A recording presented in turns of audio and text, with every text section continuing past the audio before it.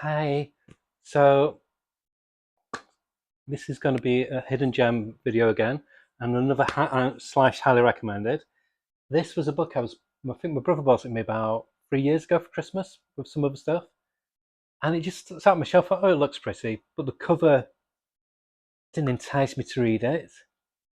And I thought, oh, it's European, so sometimes they can hit on this. Artwork's always stunning, but sometimes those can be very weak. But last night I just flicked through and thought, maybe I'll give it a try.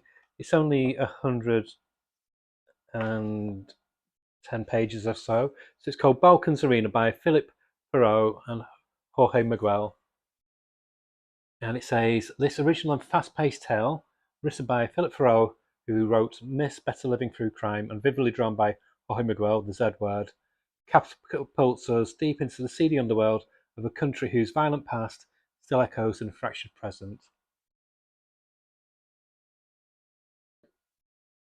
So, as the story gives away, it's set in the Balkans, in Bosnia, and initially it starts off 20 years ago when there was the civil unrest and brutal war. Really, no, all wars brutal, but it was a savage war. If you're a Muslim, especially, your life wasn't spared.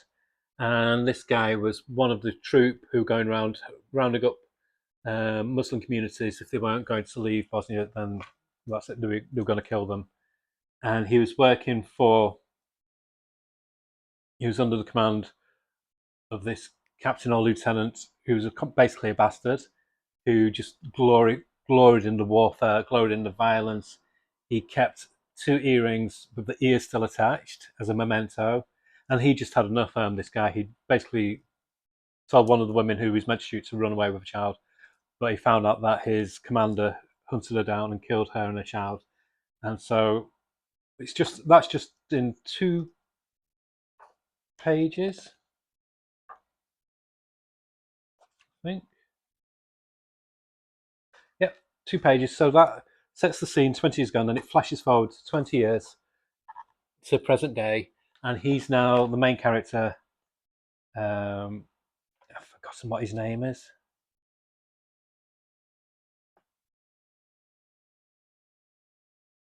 But anyway, he's now in Canada. He's created a brand new life for himself. He's basically put the past behind him.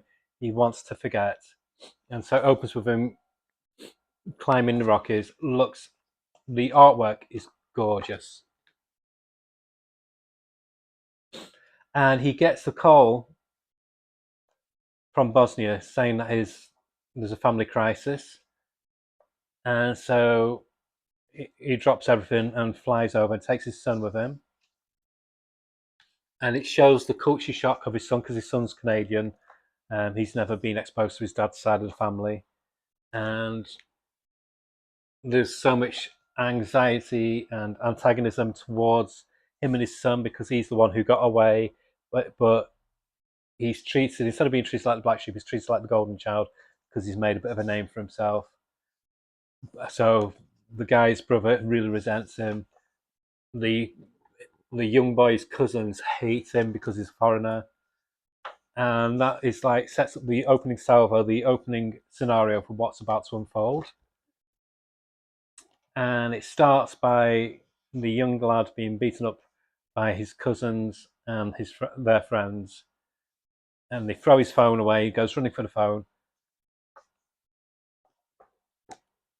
and yeah, it's I started reading it, and I could not put it down, and that's a sign of a really good book if you can't put it down. I literally devoured the book. I think I read it in like 45, 50 minutes. I just could not stop until I finished it. And it's not like it's not got a lot of panels on page. Each page is full. You've got to read it carefully so you don't miss some things, not just through, because sign of a good comic, it's not just through the writing, it's through the visual interpretation as well. So basically, like I said, the plot device is what happens to his son. His son gets kidnapped by this group of traffickers.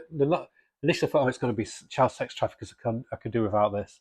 So I nearly didn't read it, but it turns out it's still bad, but it's not child sex traffickers. What they use, they exploit the children. kidnap street children, etc., or they just kidnap the young children, and they take them to this island and they train them up to get into basically like this ring of death.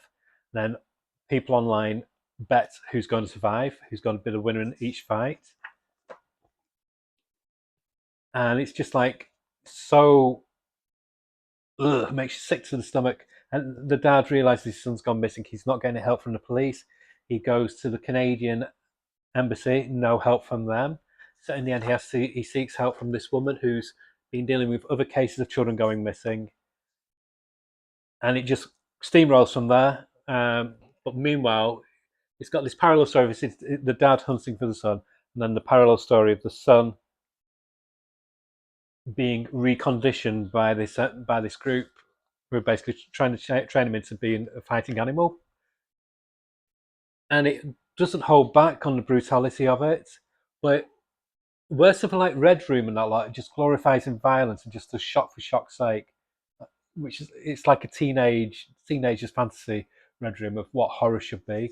This is more horrific because it's done in a very realistic, subtle way, almost like a Hitchcockian way, um, which I think a lot of European comics have that mastery over, where they realise you don't need to just shock. You can let the pictures work while it shows on the base of it, on the front of it, but then you realise what's going on as well off the panel. And it's brilliant. It's complete. It's not there's not many stories like this where you think, oh, that's done in 110 pages. Why can't it be more? Why can't it be ongoing? It's done, and it's a perfect finish. And like I said, it's savage. Some people who end up hating at the beginning, you end up liking. Um, Alliances change, loyalties change. All the while, you're being carried by this fantastic, gorgeous artwork. There's no, there's no bits where you've got to like wade through just endless build up, like in a lot of American comics, especially the big two. They'll do a story what could be done in 2 issues and make it last 6 issues. Whereas this, no panel is wasted, no page is wasted. It's just developing, developing, developing. It's like a really good fast-paced film. And the conclusion to it is chef's kiss, satisfactory.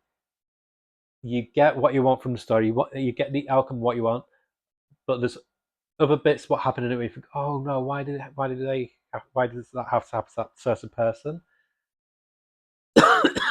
Which is what you want. You don't want to write the story. You don't want things to be just done because you don't want it to be predictable. So there's bits that you want some bits to carry on, just give you that satisfactory feeling. But then you want things to go in a way where you don't expect it to go, just to surprise you. And this has surprises. It's got action. It's got thrills. The dialogue is really easy flowing, just enough, not too much. Again, a lot of American writers could learn from it. A lot of British writers could learn from it. It's it's just paced perfectly, and it's a gorgeous, wonderful package.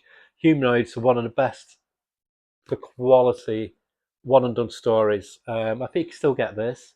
Like I said, I got it a few years ago. It's I don't even know how much it is.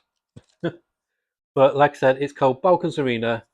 I recommend hunting it out. You will not be disappointed.